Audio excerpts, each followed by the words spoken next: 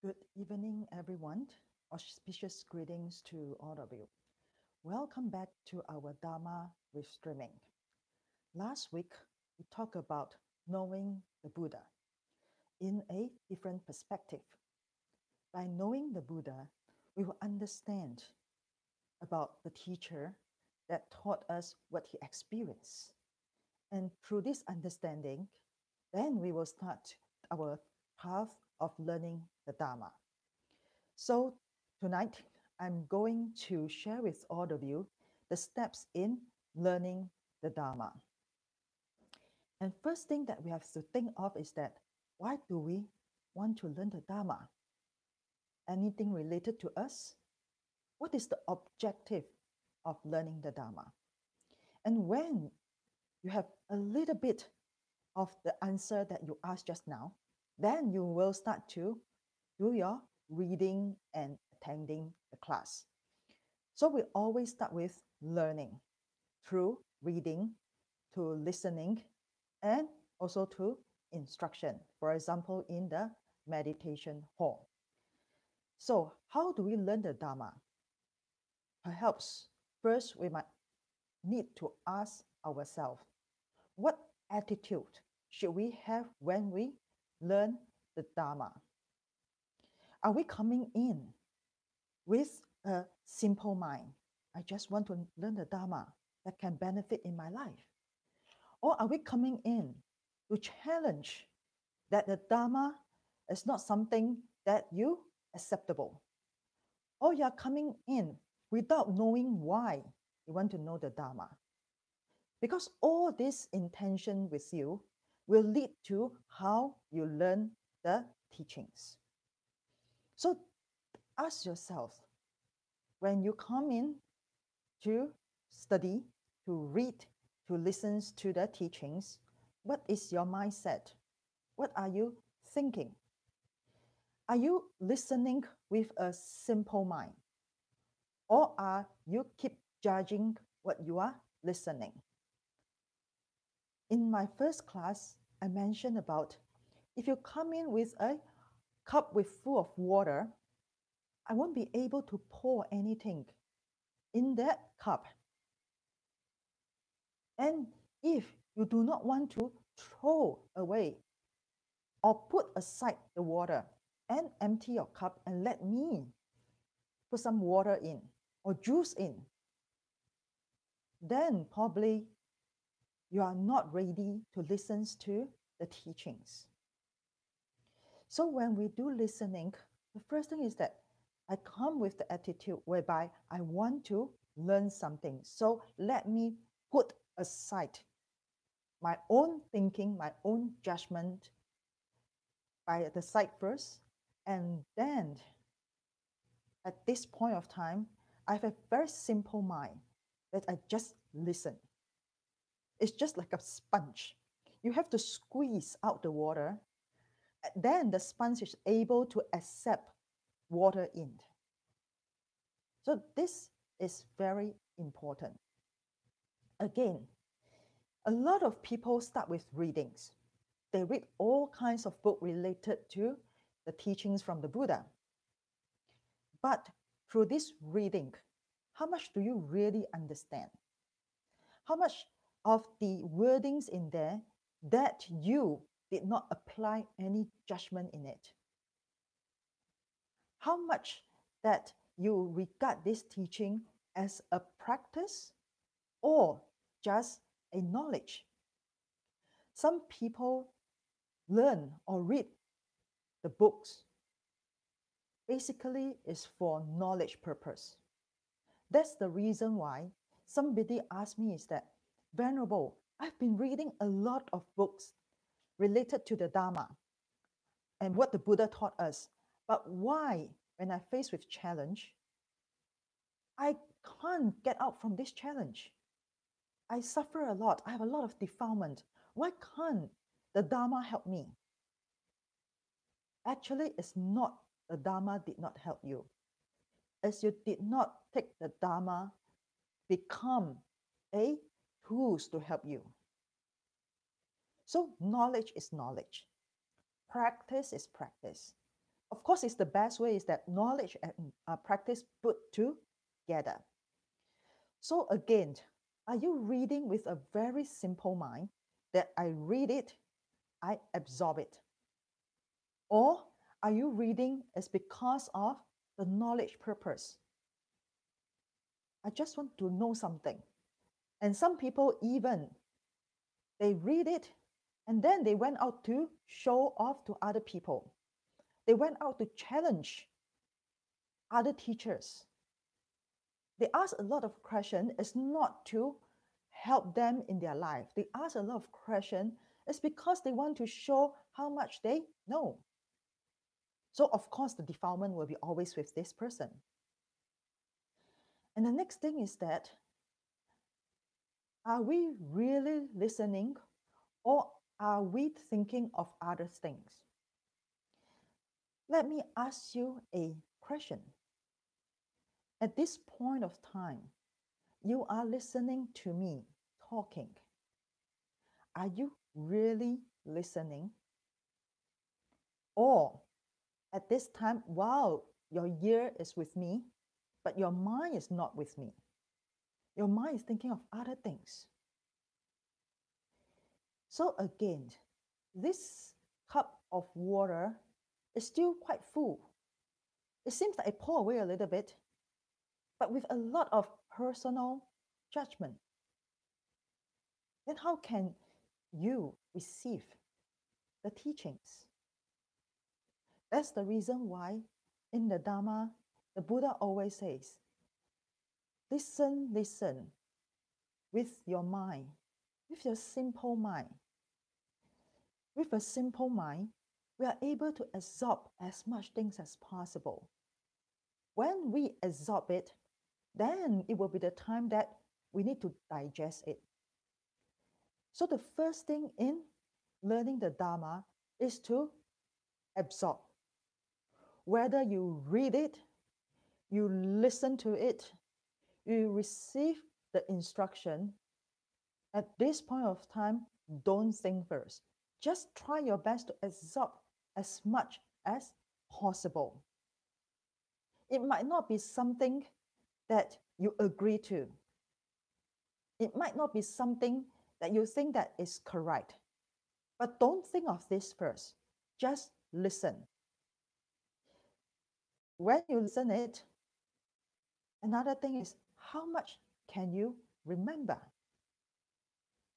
A lot of people, I should say that most of the people, when they listen to a Dharma talk, it seems like they understand what the teacher or the master is trying to say when the teacher is teaching. However, when the Dharma talk ends, everybody say goodbye to each other. Just think about it. How much can you remember? When we say listening, means that you listen in, at the same time, you remember it. So listen and remember comes together. And that's the reason why I would like to ask all of you, every time when you read a book, how much can you remember? Every time when you listen to a Dharma teachings, how much can you remember? Or I use an example. When you go back to your office and start to work, your colleague or your boss communicate with you about something that related to the work, giving you instruction, or try to communicate with you about how to coordinate. How much do you listen in? Some people basically don't listen to what other people is trying to say. The reason is not because they are deaf. The reason is because they choose to block their ear, because they have their own thinking. They don't agree. Because they don't agree, that's why it's blocked. So the Buddha says that listen, listen with focus. Listen, listen with a simple mind. Just listen. After you listen to the teaching, you read the book. the next step will be thinking, reflections in the teachings. We listen to the teachings, the information get into our ear, and it will get into our mind. So we will start to think about what this thing the master trying to say. So how should we think? I'm saying how should we think? It's not what should I think. How should we think? Do we think in a positive and constructive mindset?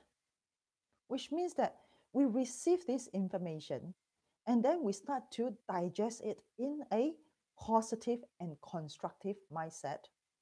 Or are we thinking in a negative and challenging manner? When I say how should we think, basically is your own choice. You can think, you can choose a negative way of thinking.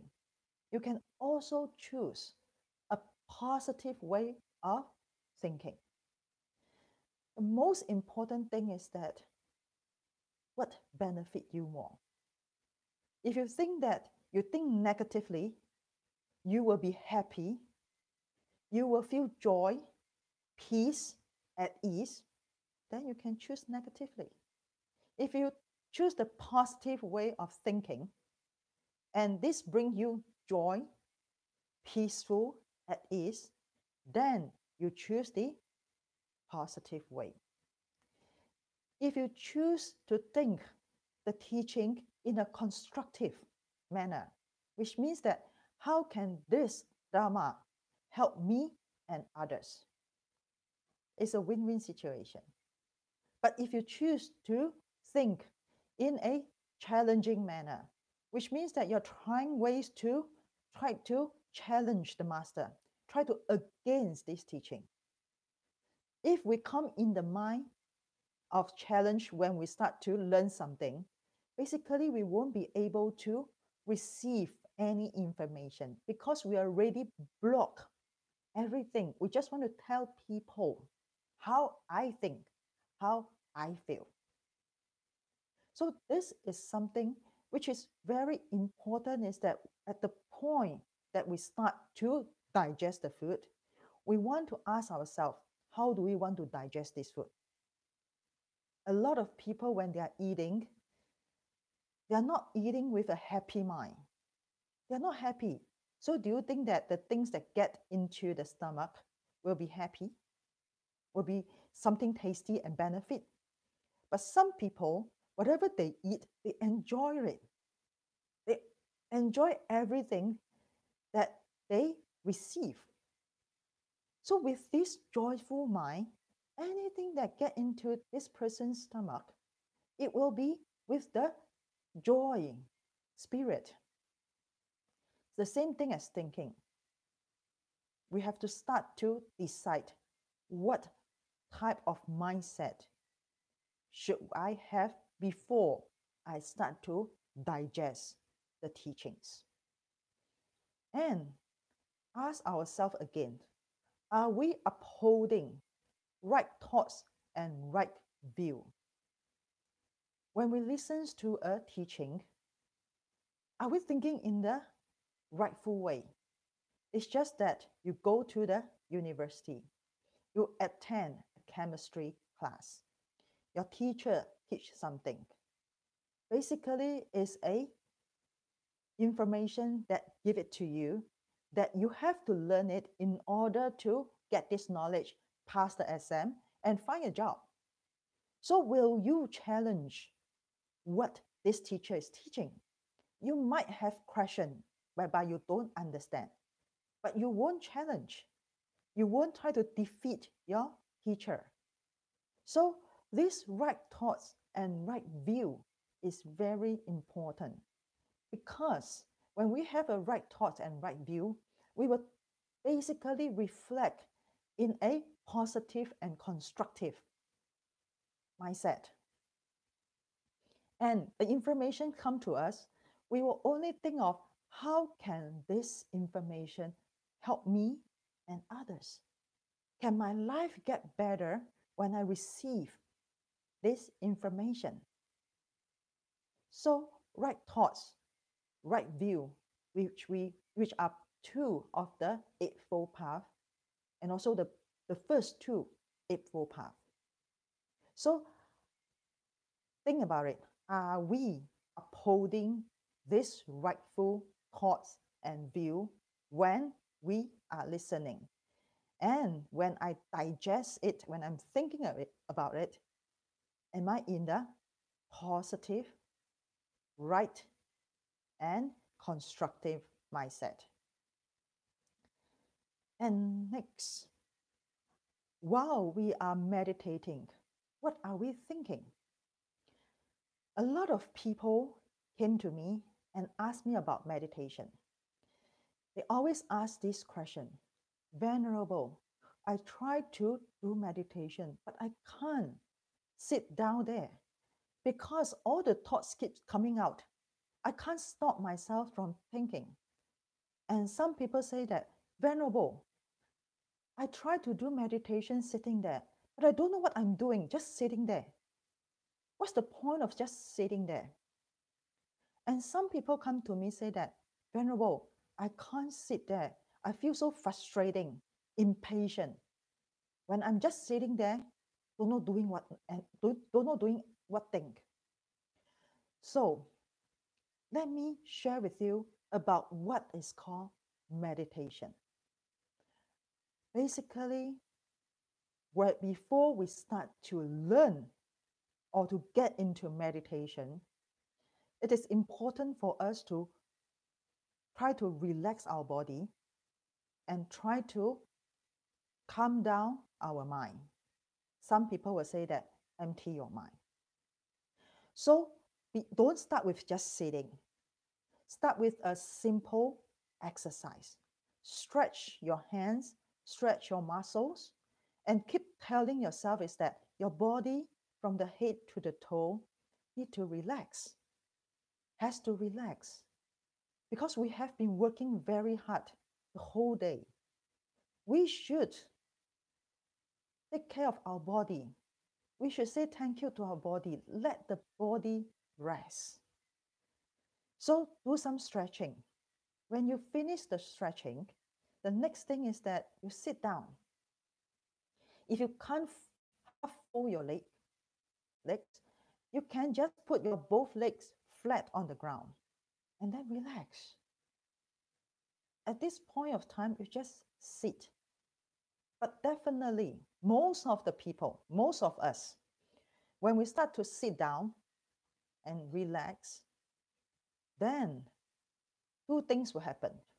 One, we are so tired the whole day, so we start to doze off.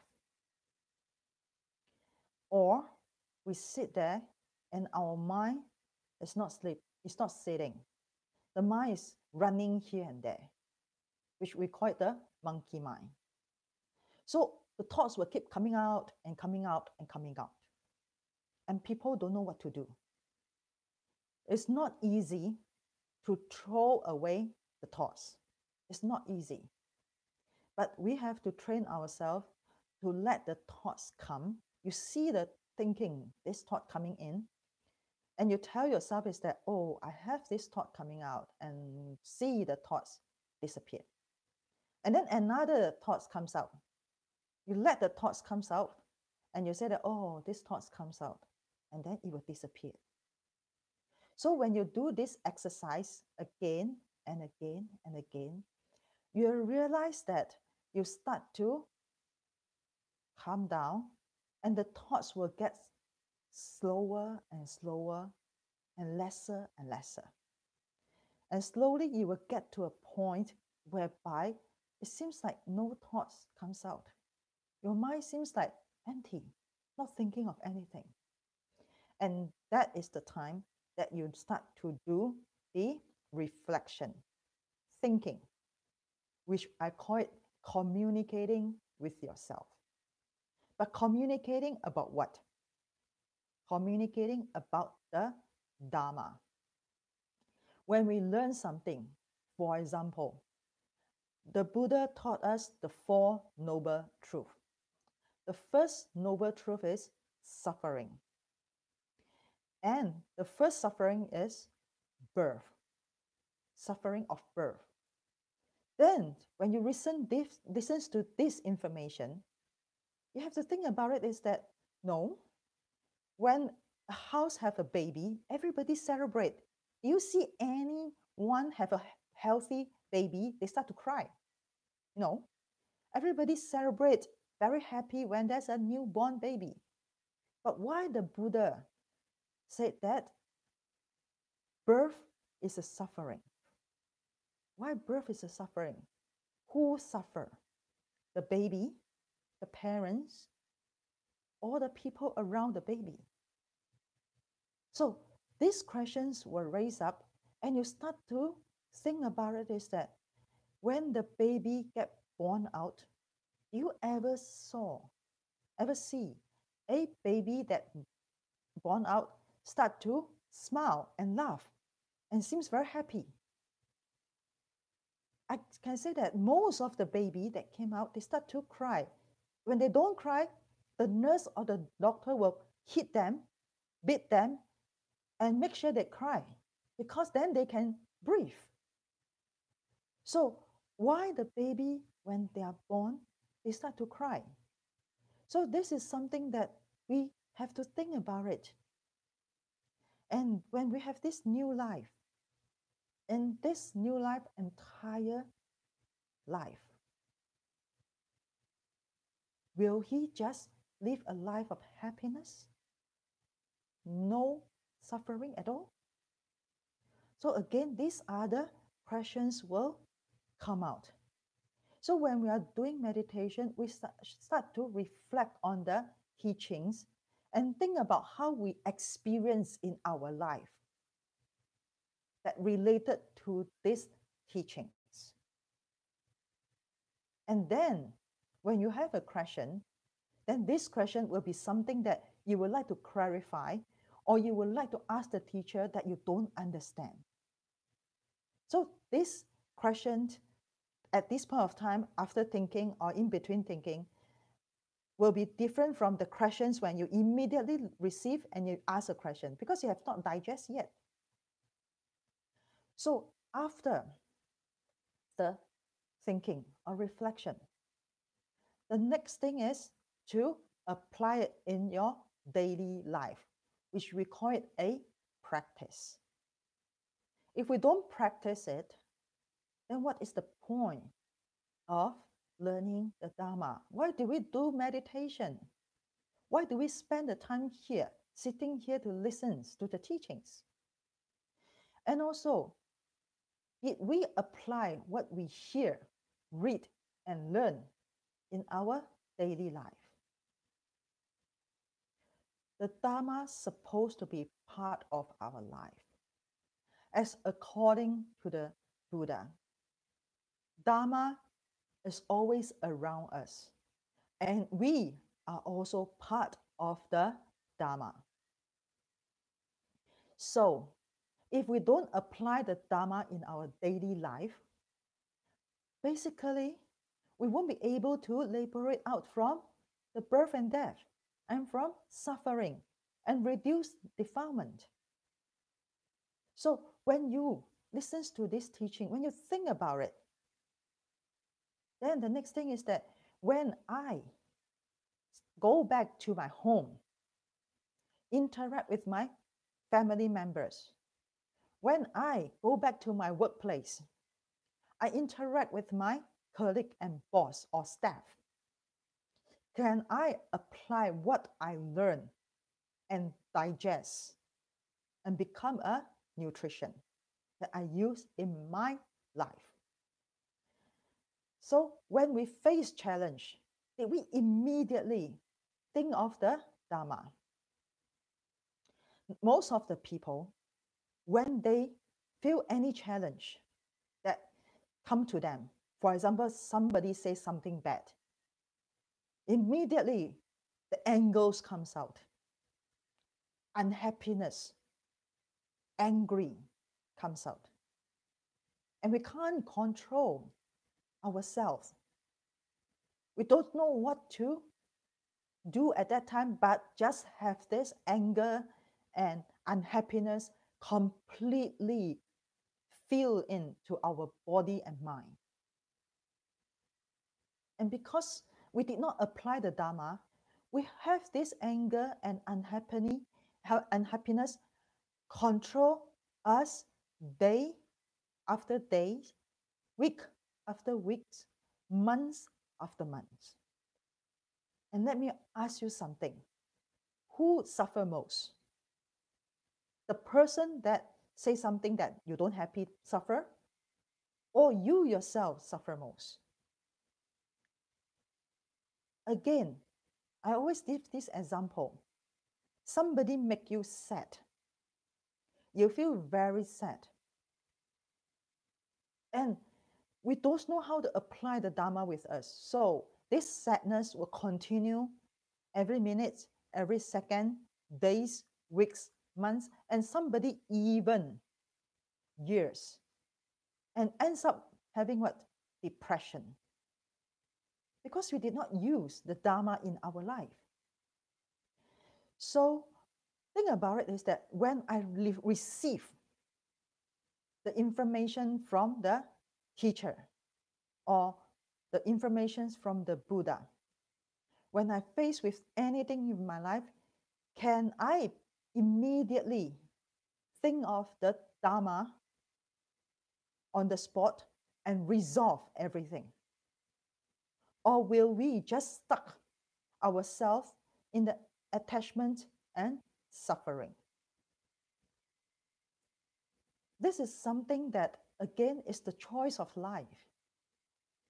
Our life basically are making choices all the time, happy or unhappy. But most people don't understand this. So they are being dragged away by the external factors. When I say external factors means that when we're having snow, can we tell the sky not to snow? They won't listen to us. Then we get a little bit unhappy because I want to go out, but it's snowing. So we get unhappy, we start to curse. We already can't go out, and we make ourselves suffer more, whereby keep complaining, cursing. Then of course you won't be happy for the whole day. Again, when you like a person, unfortunately the person doesn't like you. You try your best to show to that person you like him or her a lot, but the condition is not there. Some people were attached to this, unable to let go, and they get unhappy, and more unhappy, and ends up again anger, frustrations, and sometimes even have violence action. So in a way, who suffer most? That person alone. So the Buddha's taught in the Eightfold Path, right thoughts and right view. What should you do? Should you continue to punish yourself more, attached to this thing, do not want to let go, live in an unhappy life, or choose the path to convince yourself to let go slowly and try to transform your way of thinking, do other things, find other ways to try to let go of the attachment. So when we are learning the Dharma, always remember is that the Buddha, his objective of teaching the Dharma for so many years, through his entire life, his objective is to guide us to liberate out from suffering and achieve a peace of mind, or we call it joy.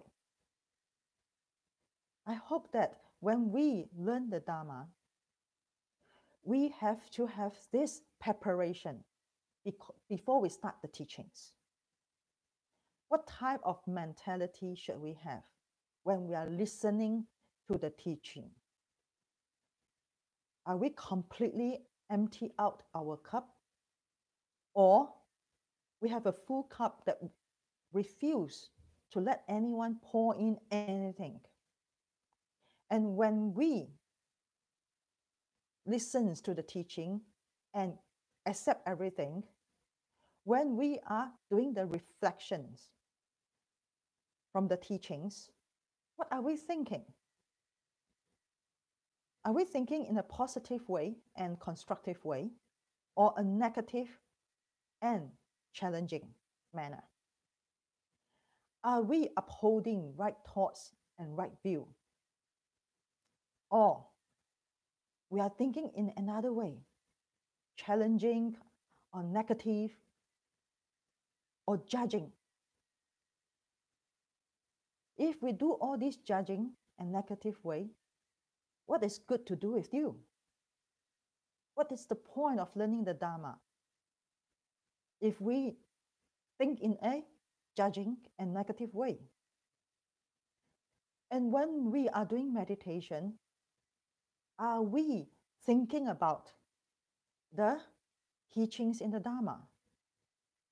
Most of the people will use contemplation. The way of thinking and contemplations basically are similar but different level of thinking. Thinking is something that you think but apply some of your life experience and knowledge in it. Contemplating is you deep into the meditation and you think deeper and deeper, sometimes even beyond your knowledge, beyond your experience. So after thinking, after contemplating, are we applying what we receive in our daily life and solve the problem that we faced in our daily life? At the same time, can we share what we receive and learn in our learning of the Dharma to the people around us and help them to liberate out from their challenging situation? So in these 3 steps, it's the basic steps and very important steps. Same as the last week class when we talk about the steps. The Buddha, when he started to learn about the truth of our human life, he started his practice as an ascetic. He started to think, why I'm unable to find the way to liberate us from suffering? And then he sat under the Bodhi tree. Again, he started to think from what he learned in his life experience before he renounced, and through the years of practice in renunciation. There, he started to reflect back, think deeper and deeper, and even into his past life. And he saw in his past life what he experienced and why all of us are keep living in the circle of birth and death. Why can't we liberate out? What caused us unable to liberate out? And how can we liberate out ourselves from this situation, from this circle? And that's why the Buddha also walked through this path step by step. And now for us, when we start to learn about the Dharma, before learning his teachings, we also have to go step by step. The first, listening. After listening, thinking. After thinking, practice. Apply it in our daily life. So today, I share with all of you this set of steps, and next week I will share another set of steps. But I received a question from one of the member. She asked me a question is that, Venerable, we have been trying to do meditation, but my thoughts unable to stop. I try to let it come and let it go, but for long time it's still coming and going, coming and going, never stop. So what should I do? Should I continue to do meditation? My humble advice to you is that if when you're doing meditation for a period of time, you still can't stop yourself or slow down the thoughts coming out, then stop for a while, for maybe 1 to 2 weeks, maybe change to prostration.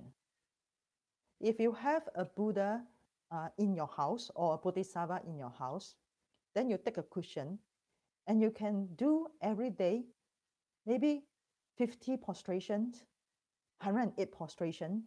Or if you have difficulties doing so many prostration, you can do 20 and have a break and then come back to do again if you have time. So when you're doing the prostration, your body is moving. And then at that point of time, you observe yourself. Will the thoughts comes out? If your thoughts comes out when you are doing prostration, continue to do prostration until the thoughts don't come out. You can do it for days, weeks, and even months. And at that point of time, you realize that the thoughts didn't come up anymore. Then you go back to do your meditation again. And you start to visualize that you are doing prostration. So this is one of the ways that we try to reduce our thought by using our body actions to slow down the mind thinking. But not everybody, not everybody will think that this is useful to them. Or some people practice it, the thought still comes out. Of course, there are other ways as well. So if you continue to do this method, let me know that if you can't stop the thoughts even though you are doing prostration, then I will introduce to you another method. So today, in our Dharma with Streaming, about the steps in learning the Dharma 1, we talk about listening, thinking, and practice. I hope that in the following weeks, when you have time, think about these 3 steps before we go on to another set of steps in learning the Dharma. So thank you very much for watching today, and I will see you next week. Amitofo.